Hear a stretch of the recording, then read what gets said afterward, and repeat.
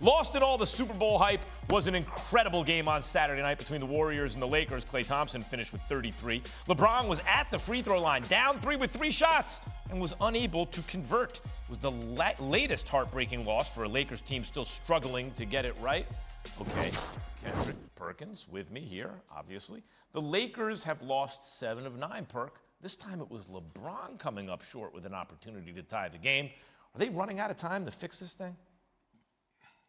No, they're not, Max. You know what? I will say it was a lot to take from that game. Good things for the Lakers. They actually competed. They actually played hard, and that's crazy to say because you expect them to do that every night.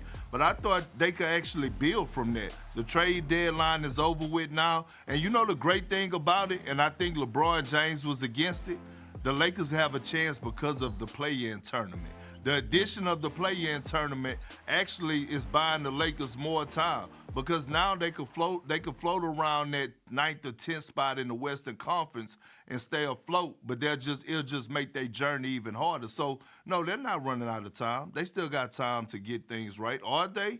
I wouldn't put my money on it, but they still got time if they got hope. Okay, let's talk about the Warriors for a second here, Perk. Steph Curry has been in a funk for 6 weeks now. 6 weeks. He was 1 of 8 from 3, but different players step up, and this team keeps rolling. This weekend, it was Jonathan Kuminga and Klay Thompson. Klay went for 33. Is it safe to say now that Klay is back?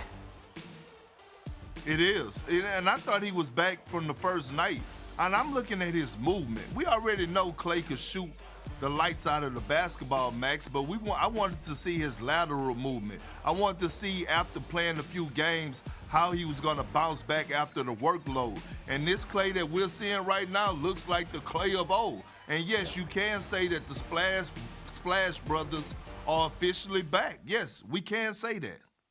Headband Klay. Tough to deal with, man. Don't forget. This dude went for, what was it? In one quarter a couple years ago, went for 26, and it was second highest scoring quarter of the season because he set the all-time record in the same season.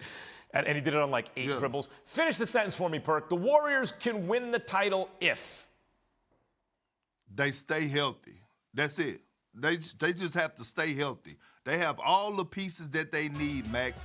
And by the way, I love what Kuminga brings to the table. And he has yet to play a lot of minutes with Draymond Green, but I could see those two actually anchoring this defense. And the way that Andrew Wiggins is playing right now, if the Warriors stay healthy with Jordan Poole coming off the bench providing minutes the way he's been doing, along with those other guys, listen, they could win the championship. Health is everything for them. The Warriors' drafts have been like, well, young players, it might be a little bit of a project. It might take a little time, but these guys are starting to develop, and that's scary if the old guys get healthy and stay that way. I want to ask you something about Kevin Durant, Perk.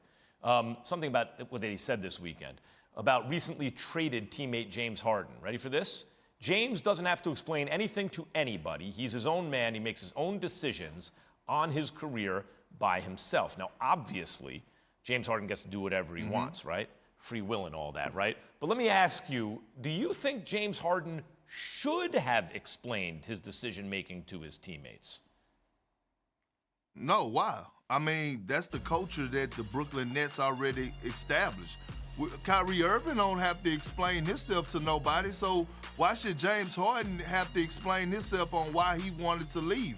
Like, this is what happens when you let one guy dictate your whole franchise and let him do whatever they want to do. And I'm talking about Kyrie Irving. All of a sudden, you lose a guy like a James Harden, an MVP caliber guy, and without an explanation, and he just goes to Philly and pal with Joel Embiid. So he don't have to explain himself. That's what they do in Brooklyn. You're a grown man. You do what you want to do. Perk, he doesn't have to, but if you and I are doing something together or whatever, and then you leave, I would want you, or I would want to pick up the phone at least and say, hey, this is what's on my mind. I mean, do you have is there a relationship underneath that or not with these guys, you know? Yeah, but Max, that's you and I, but that's them. But what I'm saying is that my thing is, Kyrie already established it. So all I'm saying is it's a ripple effect. So that's how they work. That's how they roll in Brooklyn. Is it the right way? No, it's not. And I think that KD and James Harden had some type of conversation. They just probably couldn't come to agreement. But we all know the real reason why. And the reason is Kyrie Irving. And that's why I feel like this whole ship is gonna sink, is because they actually letting him be the captain of it.